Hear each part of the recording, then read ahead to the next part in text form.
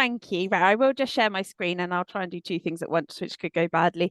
But yes, so my name is Kate Llewellyn, and it's great to hear, people sharing an interest in blogging already, as well as sort of, hearing about how useful it could be, even if they're not actually doing it right now. What I thought I'd do today is actually start sort of by answering the question of like, why start a blog for your small business? Now, obviously, if you're already doing that, you can just have a little bit of reflection on whether it's working as you hoped it would from a strategic point of view. And as I say, if you're not doing it yet, then this might be a good time just to make some notes and just think, actually, if I'm going to do it, will it work for me and how will it work for me? Because I think that, like with any kind of content creation, we end up on this lovely content treadmill, and we just want to make sure that we feel really motivated to be on there, and that it's, the content we're creating. My very own tagline is that it is working hard for your business. So to talk quickly a little bit about myself, and especially as having heard everyone and what they've been saying, just so you know, I kind of have two sides to my business. So one side is actually as a professional copywriter. I work with some large corporate organizations and their SEO, either in-house SEO or their SEO agencies. And I provide written content in the form primarily of blogs, but also landing pages and web page copy for them. And it works really well because I take that big kind of, where the money is, corporate, big marketing departments that are hopefully are on the curve, if not slightly ahead of it. And I can use that in my other side of my business, which is helping small businesses. And I do that through what's called my Content Club. And the Content Club is an online membership. It's just £23 a month, and the focus is all around planning and helping you to put out your content consistently and strategically, and upping that visibility and engagement and sales that we all want.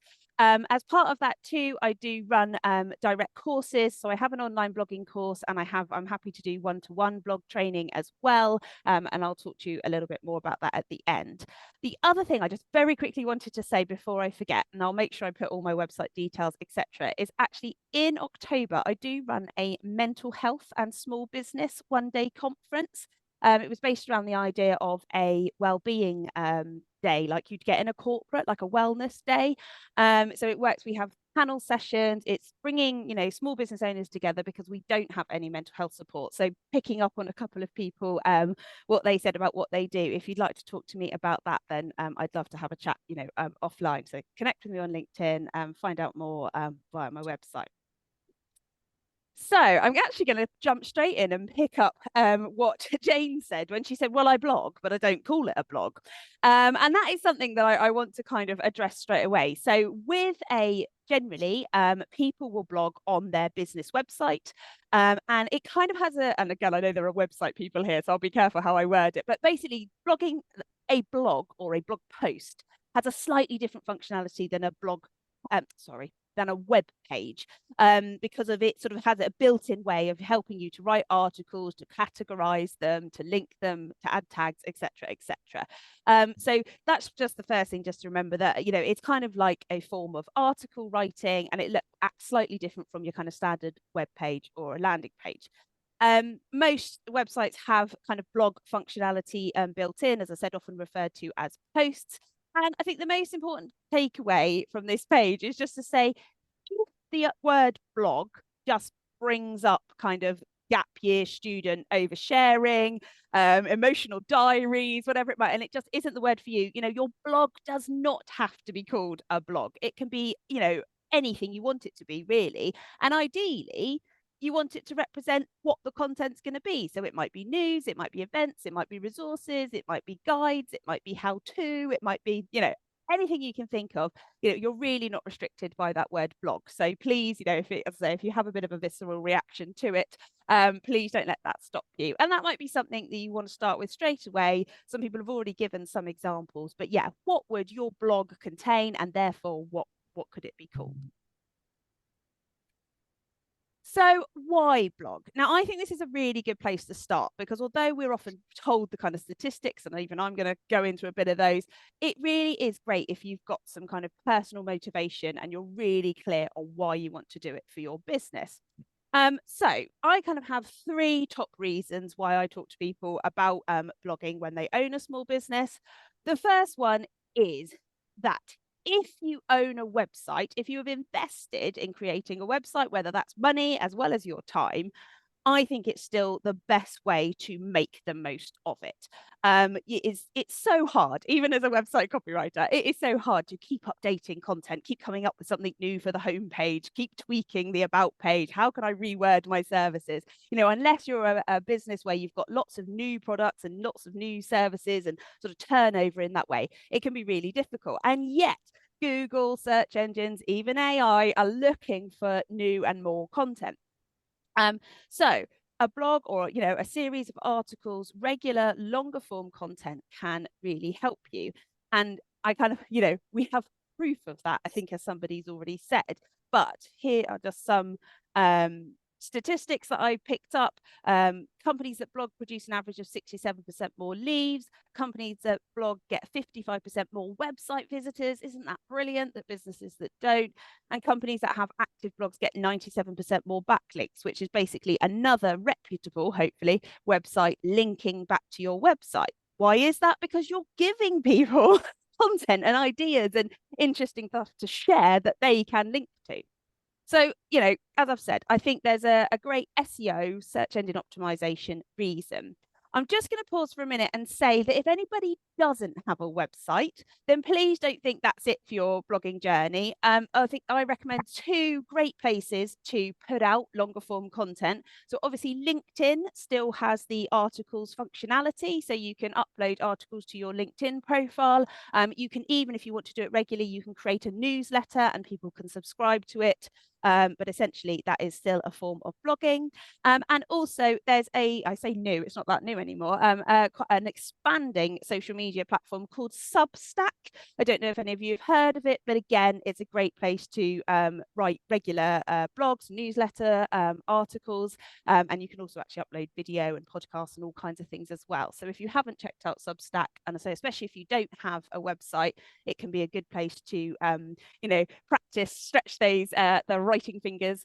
But also, actually, if you do have a website and you plan to blog regularly, haven't got time to go all into it today, but it's also absolutely fine to have a bit of a strategy or a plan to publish your blogs on your own website and then, you know, also publish them elsewhere, such as LinkedIn, etc. There are a few pros and cons to that, but we can have a chat about that offline. So my second reason, and this one might come as a bit of a surprise, but I wonder if it might resonate with some of you, especially those who are just really passionate about what you do, is that I think blogging is a fantastic way to continue my personal development. So I talked about the mental health day, and with corporates and stuff, you have your wellness days and you have your employee assistance programs and you have all these things. And then we work for ourselves, or we work within a small business, and we don't always necessarily have the opportunities to, you know, continue CPD or even encouraged to do so. However, for me, I often think if I'm writing a blog, then I have to know what I'm talking about. I have to go away, I have to do my research, I have to sort of take in that everything that I've read, everything that I've learned, and then I need to regurgitate it in my own words. And it's just been for me a really great way of keeping me on top of my profession and what's going on. Because if someone asks me a question, I always think, well, hopefully I can answer them. But if I've written a 1,000-word blog on it, then I definitely can answer the question. Better than that, I can point them to a link and say, actually, here you go and read all about what I've said. So I think it's a really wonderful way, as I say, for keeping in touch with what's going on in your industry, in your profession, or even locally if you're, you know, writing for that kind of audience. And with that, I think it really does, as I say, grow your expertise. It's amazing how many times I've been on a call or I've been in a meeting and I've suddenly said something that I've written about in a recent blog. And in return, I think that does really develop trust with my clients and with people who read your blog regularly. They start to think, yeah, this person really knows what they're talking about. They are an expert in this field. They have had certain experiences which perhaps resonate or give them, you know, give them confidence in your business. Again, it's really hard to fake sort of 1,000 words of, you know, of something that you know about or not. We can have a discussion about AI afterwards. But if you are writing it, you know, yourself and you are doing your own research, I think it can be a great thing for building trust. And actually, funny enough, I've had a few clients over the years who've come to me and said, oh, I read your blog on this, or I read your blog on that. And I felt like, you know, you would be the person for me. So it's a great way of getting across, as I say, your knowledge as well as your personality. And then finally, because I said this was a bit of a whistle stop tour, um, I think a blog, oh, I've skipped a bit there. Let me do the last one first, sorry. My blog, each individual post actually underpins my whole marketing.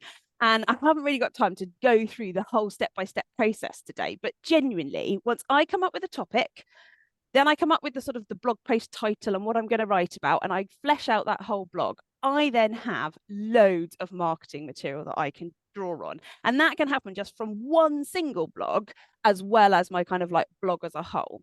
So I wanted to just explore more about that. So every time you create a blog, you can reuse and repurpose that content, as well as physically use the blog, or as is, let's say. So first of all, it's a great place if you have an email newsletter. What are you going to send out in that email newsletter? Send out the latest blog. Send out blogs all on a particular topic that you may have written over at different times. Remember that they also don't just have to go out in marketing emails. It doesn't just have to be a look what I've written, take a read. If someone comes to you with an inquiry, great blog titles are always sort of frequently asked questions. So if somebody comes to you with that frequently asked question, instead of having to write out again the same answer that you've probably written 7 times, but you can't find it in the last email that you did, send them a link to that blog post and say, here we go, here's the answer. Similarly, messages perhaps on social media. Again, we can end up sort of writing, with the direct messages. If you get a frequently asked question or an inquiry, sending a really, really long message via LinkedIn or Instagram or what have you, it can get a bit wordy and long. However, again, if you can just say, there you go, here's a link to my latest blog, or here's a link to a blog that answers that question, much simpler.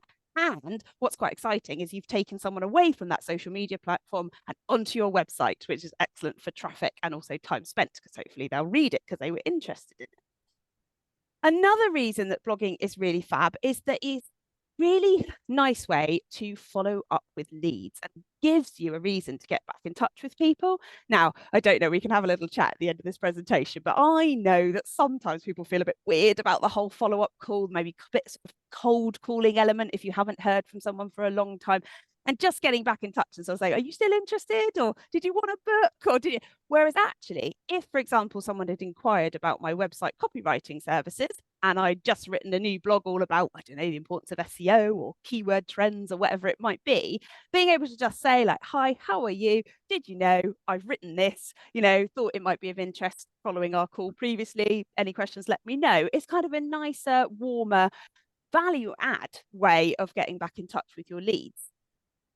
Obviously, hopefully, the obvious ones are the next two, which is use them in social media, let them help you with your social media content. So obviously, any new blog you put out, you want to be putting out at least 1, if not 2 social media posts that says, look, I've just written this new blog.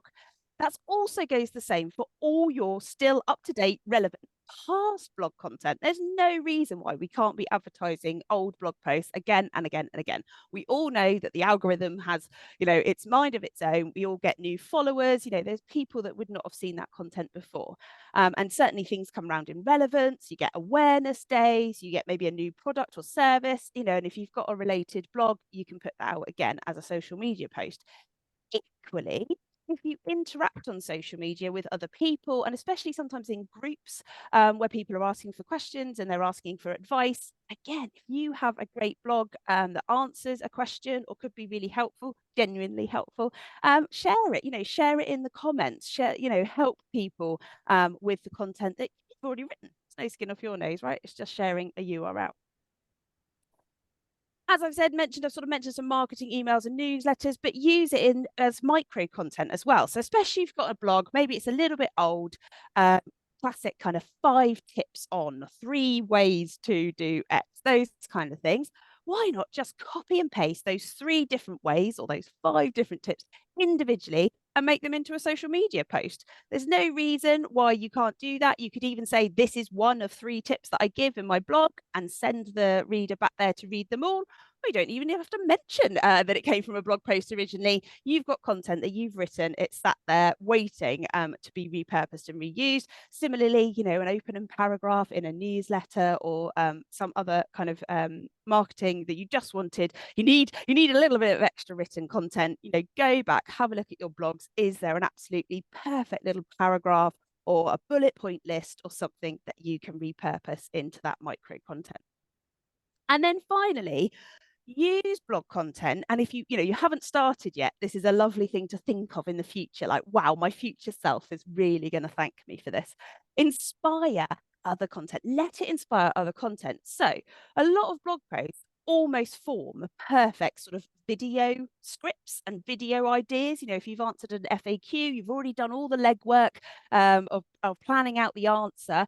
You might want to cut it down a bit, of course, but the basic narrative is there, and you can record it as a video as well. You might just want to look at a blog and think, there's just a little extra tip that I didn't mention, rather than just typing it straight in. What about recording a video that could also then go into the blog post as well, making use of the kind of multimedia elements that blogs allow? You can have video, you can have imagery, you can have links, you can have forms, you can have all sorts in a blog. It doesn't just have to be reams of writing.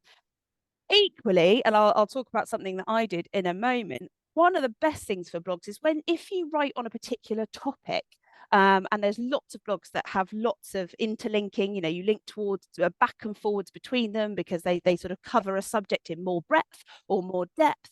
You can bring them together as like a series, either to create some kind of lead magnet or even a kind of download, like an ebook, which is actually what I did. So I have a hurdles to blogging, which was a little mini series I did on my blog, and I tried to come up with all the different hurdles and barriers that people, I don't have time, I can't think of topics, I hate writing, all these things. And I had them just as blog posts on my website for many years, and I thought, should I go through and revamp them?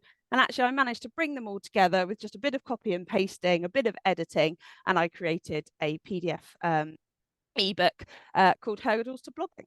So, again, it was a great way of reusing that long form content that I'd written.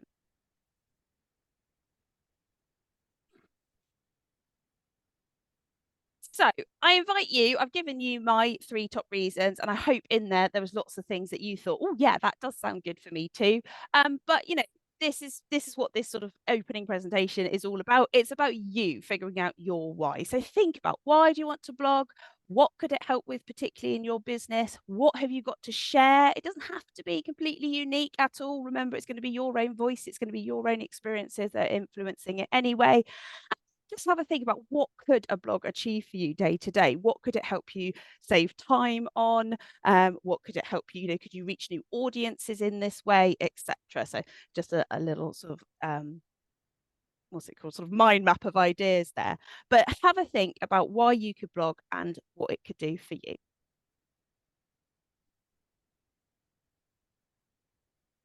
So, as I said, we can have a bit of a chat offline. I can stop sharing so I can see all of your lovely faces, but I will put some links in the chat. But just as I mentioned, I do have my 50-page ebook all about hurdles to blogging. So if you are something, I just don't think I've got the time, or I don't really understand how it's going to help my website, etc., that's there for you. And I also do have, I'll just skip through this, a how to write a blog online course. So this is self-led. I don't know if people are interested in that, but this is all about getting you to write, literally holding your hand to get you through writing that very first blog, and hopefully getting you off to a good start. But as I say, I'm also very happy to sort of have a chat offline, do some one-to-one training if you find that help. Yes, Caroline.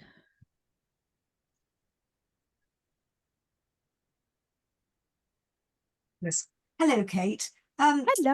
I'm a bit confused. I write lots of long posts, and they get transferred onto my website and they go in the blog column. But is that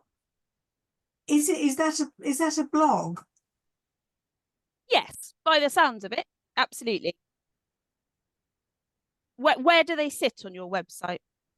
Well, there's a blog section and there's a list of them. Yes. But if I put one out, say on LinkedIn, you're bound by the algorithms as to who sees it, aren't you?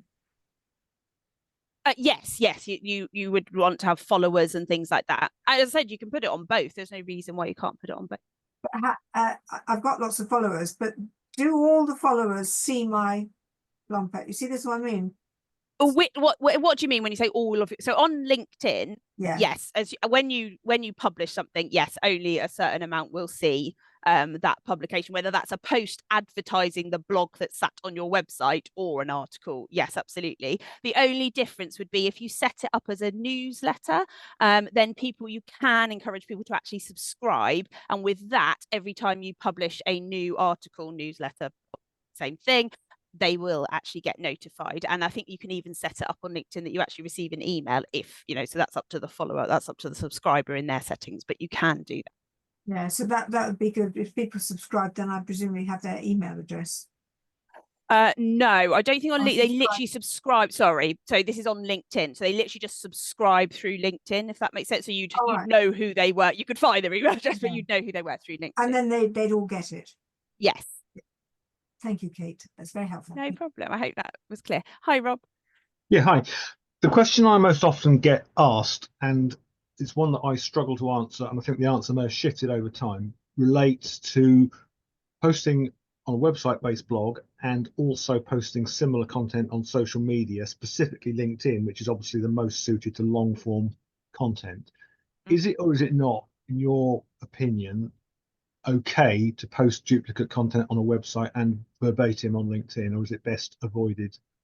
So personally, as you've aptly sort of like described, it's not a straightforward answer. It doesn't seem to be that, I've done it where I've posted on my website and posted exactly the same thing on LinkedIn, and it's and it doesn't seem to affect the traffic that time, etc. However, I think my advice would be, ideally, and we know it's hard from a social media platform, we want people to visit our website. That's, one of the really good things of having a blog. So actually, I would probably say no, put your content just on your website first and use your social media to, promote that there's a post there. Does that make sense? It's like, come and read my new blog, because still on LinkedIn, it will create like a preview, or you can obviously try and be a bit sneaky and put the URL in the comments rather than in the main caption. So that is one thing to do. However, if you are blogging for you've been blogging for a while, or once you've been blogging for a while, there might be an argument, certainly on kind of some real, what I would call like your cornerstone content, it might be worth putting on LinkedIn as well, because at the moment, and again, you probably know as much about this or more about this than I do, Google even is fighting to keep people on their platform, let alone go to, that we get now the AI summaries at the top, so they're going to be stealing our blog content and it's all going to appear at the top. They like to answer questions, they try and give you the questions, they give you the content. So actually driving traffic to our websites is like, as actually people arriving on the blog post on the website, is going to be harder and harder anyway. So if there's that cornerstone content that really shows off your expertise and your experience, there's probably an argument for adding it to LinkedIn.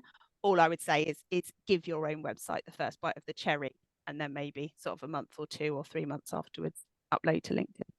That's what I wanted to hear as a website person. Absolutely. No, I mean, I'd love to work with you, Rob. I work with lots of website designers, and I think, what you guys are doing is fantastic. And unfortunately, we need to keep, don't we? We need to keep creating some really great written content to make those websites make the most of all the hard work that you've done. So yeah. Quick supplementary. Is it still fair to say that content that answers questions is a strong kind of content to be creating? Yeah, so funny enough, I wondered if Caroline was actually going to ask that question, and she was talking about where on your site and things like that. So yeah, so obviously your main web pages, so when we're talking about keywords, your main web pages, you want to be going for those kind of direct keywords that really relate to your business. However, blogs are a great opportunity to, I don't know if it's still the in word, but we used to call them long tail keywords, didn't we? So where people actually go and write into Google, what is a copywriter and what do they do? Something like that.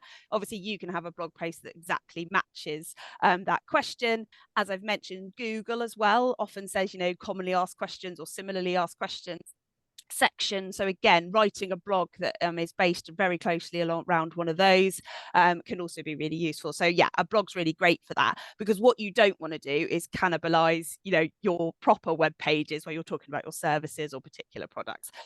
You want your blog to go maybe a little bit deeper. The other thing that's also great about having a title as a question or that longer form is the growth of speak the word? Smart speakers, but also, oh, what do we call it? I was going to, we've got visual Yeah, search, and then we've also it's audio search, do we call it? audio search. But, you Yeah. know, so people literally saying, like, Google, where is blah, you know, people are actually going back to using longer full sentences rather than individual words in search, thanks to smart speakers and things. Thank you. Caroline, you had another question. I do. Is it all right to put at the end of my long posts chatting about what I'm doing? I tend to offer them a free 15-minute conversation with a button. Is that all right? Is that okay to do on a blog? Yes, absolutely. So my sort of quick fire anatomy of a blog is always that you start with a really clear introduction about what the blog is about, basically summarizing the content. You obviously then want to have nice clear headings for every paragraph or two. Really, we like white space, especially when we're scrolling on our phones. Include some imagery. If you have got a video you can drop in that's on, you know, on a similar topic, absolutely brilliant. Linking in between blog posts where you can as well. So if you've talked about something before, also linking out to other of your web pages. So if you're talking about a particular product or service, you know, highlighting it and creating a link there. You can also link to external websites, obviously only if they are very credible and it is very relevant, but it can be good practice. And then coming back to what you were just saying there, Caroline, finishing with a nice summary, concluding paragraph with a call to action. So like book your call is a great way to finish a blog as well. Thank you. Thank you very much. Any other thoughts or questions or just yeah, ideas about blogging? Who else have I got there? Sorry. Who else raised a hand? Oh, is that were you, Rob? Yeah, it's me again, unless someone else wants to go first. But that's all right. I just wanted to reinforce the point you just made actually about linking between blog posts and using presumably keyword-rich links within the text is Absolutely. something a lot of people are not aware of the value of that. Yeah, oh, huge value. So when I do my blog training, one of the things we focus on is when we start is just making like a typical brainstorm or mind map of your ideas. And what we often do when we do like a mind map, don't you, sort of start with a very broad topic, and then you might either add questions or you might come up with more and more sort of intricate ideas around that original idea. And when you think of that kind of mind map with like one word and then more and more coming off it and then leading off to it, that is how you want to think about your blog. So you're constantly linking back to it, you're expanding on ideas. So you're taking the original kind of more introductory basic blog posts, and then maybe you're like writing a bit more on a particular topic or area within that blog, and we link back and forwards between them. And actually one of my top tips for anyone who's been blogging a while is go back to your old blog posts and see if you can link forward to any of your newer posts, because we often get quite good at, oh yeah, I've written a blog on SEO, I've mentioned keywords, right, I wrote a blog about keywords a year ago, I'll link to it. But what we often forget is to go into the keywords blog and add a new line that says, oh, I've also updated, you know, SEO trends for 2025 in this blog. And the thing that's really powerful is it's showing, you know, a search engine bot, look, my website's all connected, I'm talking all about the same things, whatever that person's intent was, you know, I'm trying to fulfill it. But also ideally from a user experience point of view, it keeps people on your site for longer because they're invited to explore, you know, more blog posts, more pages. Don't go mad, but you know, giving them a couple of extra links is absolutely very powerful. And as you said, Rob, you know, if the anchor text itself is also very relevant, that can be you know, a really good thing to do. And I was just going to say, yeah, Kate, hi, love you. Thank you very much for that. I agree with everything you said, because that's what we sort of do as well. Yeah, all well good. One of the things I thought might be useful as well, though, because we have this when we're talking to clients that we do blogging for, is sometimes I think people can get very, and this is sort of a general marketing point, but they can get very much like, I do this, and this is what I'm going to talk about. And I always think a blog is a really, really great way to actually talk more about your brand more generally as well. So depending on how well you're organizing or how big your organization is, we always talk about actually kind of like products, people and places. So actually, you know, what else can you put in there? Because even if you're talking about, for example, being a New Forest business, you could do a blog post on that that's actually a bit more targeted for those sort of, sort of keywords like you say, but then also being able to actually kind of, showcase your team and your experience by actually focusing on some of your people. So I think sometimes people can be quite narrow with what they're thinking for their blog ideas. And just following on from what you said, I think trying to keep it a bit wider sometimes, and sort of that expansion of kind of the different topics that you can cover off it is a really, really good idea. Yeah, Anyway, definitely. So actually going back to the, oh God. No, I was going to say, but I think everything you said is great. Thank you. But no, going back to the mind map idea, actually, I always say to people, don't start by brainstorming what blogs am I going to write, because I think that puts on way too much pressure. Just start with like your business name in the middle and just everything you can think of that comes to you. And exactly that, Nikki, like your location, the people that work with you, why you do, what you love about it, events you go to, conferences you might attend, all of those things. And actually, then if you are quite a nervous sort of blogger, if sort of writing lots is not your ideal, writing about what you know is a great place to start, rather than giving yourself a kind of a research project. So exactly, yeah, talking about why you do, or getting team members to introduce themselves, doing little interviews actually can work really well. So you just sort of write out 5 to 6 questions, say, to ask a team member, like, why do you do what you do? Why are you here? When did you start? What did you do before?